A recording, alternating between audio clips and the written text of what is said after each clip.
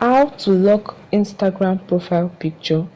Hi guys, welcome back to the channel. In this video, I'll guide you through how to lock your Instagram profile picture.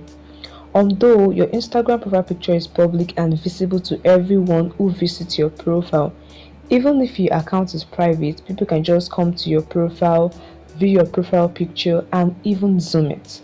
But this video will show you steps you can take to lock your profile picture on Instagram. Let's begin. Tap on your profile icon below, then tap on the edit profile option. Here you can see edit picture or avatar. Click on it. Now I want to make avatar the profile picture.